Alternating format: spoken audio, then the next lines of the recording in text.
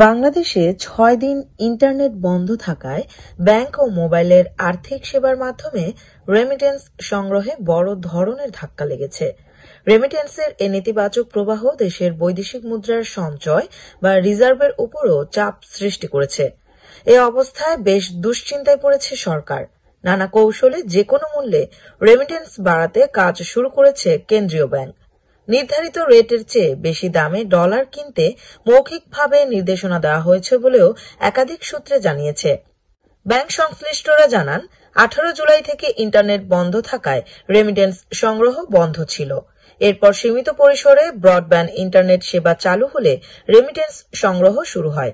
কিন্তু broadband internet সেবা আংশিক চালুর পর ব্যাংক ও এমএফএস এর রেমিটেন্স সংগ্রহ স্বাভাবিক সময়ের তুলনায় ব্যাপক কমেছে। অথচ স্বাভাবিক সময়ে প্রতিদিন প্রায় 80 মিলিয়ন থেকে 100 মিলিয়ন ডলার রেমিটেন্স বাংলাদেশে পাঠানো হয়। এদিকে আন্তর্জাতিক মুদ্রা তহবিল ব্যালেন্স অব পেমেন্ট ম্যানুয়াল 6 অনুযায়ী 30 জুন পর্যন্ত বাংলাদেশের রিজার্ভের পরিমাণ দাঁড়িয়েছে 21.78 বিলিয়ন ডলার। এমএফএস সেবাদাতা প্রতিষ্ঠানের একজন কর্মকর্তা জানান, তারা স্বাভাবিক দিনে 5 থেকে 6 কোটি টাকা রেমিটেন্স পেলেও ইন্টারনেট সংযোগের ধীরগতির কারণে তা 80 লাখ টাকায় নেমে এসেছে। গত 1 জুলাই থেকে 13 জুলাই পর্যন্ত বাংলাদেশের রেমিটেন্স এসেছে 978 মিলিয়ন ডলার। সংশ্লিষ্টরা বলছেন, কোটা সংস্কার নিয়ে শিক্ষার্থীদের আন্দোলনে সৃষ্ট উদ্ভূত পরিস্থিতিতে ইন্টারনেট বন্ধ থাকা সহ নানা কারণে চলতি মাসে রেমিটেন্স কমে যাওয়ার আশঙ্কা রয়েছে। আন্দোলনের সহিংসতায় বহু হতাহতের প্রতিবাদে দেশে ব্যাংকিং চ্যানেলে রেমিটেন্স না পাঠানোর বিষয়ে ক্যাম্পেইন করেছেন অনেক প্রবাসী। তাদের ক্যাম্পেইন যদি সফল হয় আর সরকার বা কেন্দ্রীয় ব্যাংক যদি এর বিপরীতে কার্যকর পদক্ষেপ নিতে না পারে, তাহলে রেমিটেন্স আরোহণে বড় ধরনের ধাক্কা খেতে পারে বাংলাদেশ। এদিকে সাধারণত সপ্তাহের প্রথম কার্যদিবসে আগের সপ্তাহের রেমিটেন্সের হালনাগাদ তথ্য প্রকাশ করে বাংলাদেশ ব্যাংক, কিন্তু 28 জুলাই রবিবার এ তথ্য প্রকাশ করেনি কেন্দ্রীয় ব্যাংক। তবে বাংলাদেশ ব্যাংকের নির্ভরযোগ্য সূত্র অনুযায়ী গত সপ্তাহে 19 থেকে 24 জুলাই দেশে রেমিটেন্স এসেছে মাত্র 7 কোটি 80 লাখ ডলার। এর আগে 1 থেকে 18 জুলাই এসেছিল 182 কোটি 20 লাখ ডলার।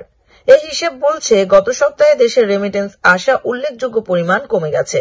এ বিষয়ে পলিসি রিসার্চ ইনস্টিটিউটের নির্বাহী পরিচালক ডক্টর আহসান এইচ মনসুর বলেন, রাজনৈতিক পরিস্থিতির কারণে রেমিটেন্স কমে গেছে। তবে এটা যদি দীর্ঘমেয়াদী কমতে থাকে তাহলে ভয়াবহ বিষয় হবে, কারণ রাজনৈতিক পরিস্থিতি খারাপ হলে অর্থ পাচারকারীরা সক্রিয় হয়ে ওঠে। এর ফলে দেখা যাবে প্রবাসীরা অর্থ পাঠাবে, তার আত্মীয় স্বজন টাকা পাবে, কিন্তু দেশে ডলার আসবে না, যা অর্থনীতির জন্য খারাপ ফল বয়ে আনবে। রেমিটেন্স না পাঠাতে নেতিবাচক প্রচার হচ্ছে, এতে কোনো প্রভাব পড়বে কিনা জানতে চাইলে এই অর্থনীতিবিদ বলে, তারা ক্ষোভের কারণে এই প্রচার করছে, ক্ষোভ কমে গেলে ঠিক হয়ে যাবে। তবে এটা দেখতে হবে সরকারকে, দেশকে স্থিতিশীল রাখতে হবে। স্থিতিশীল না হলে বিনিয়োগ করার মতো বড় অঙ্কের রেমিটেন্স আসবে না। এদিকে রিজার্ভের উপর চাপ কমাতে বেশি রেটে রেমিটেন্স আনতে মৌখিক নির্দেশ দিয়েছে কেন্দ্রীয় ব্যাংক। রেমিটেন্স আরোহণ করে এমন 12টির মতো বাণিজ্যিক ব্যাংকের ব্যবস্থাপনা পরিচালককে এ নির্দেশ দেওয়া হয়েছে বলে জানা গেছে। দেশজুড়ে শিক্ষার্থীদের আন্দোলন, সংঘাত, সংঘর্ষে হতাহত ও গ্রেফতারের প্রতিবাদ জানিয়ে বিভিন্ন সামাজিক যোগাযোগ মাধ্যমে বৈধ পথে রেমিটেন্স না পাঠানোর প্রচারণা করছেন বিভিন্ন দেশে থাকা প্রবাসী বাংলাদেশিরা।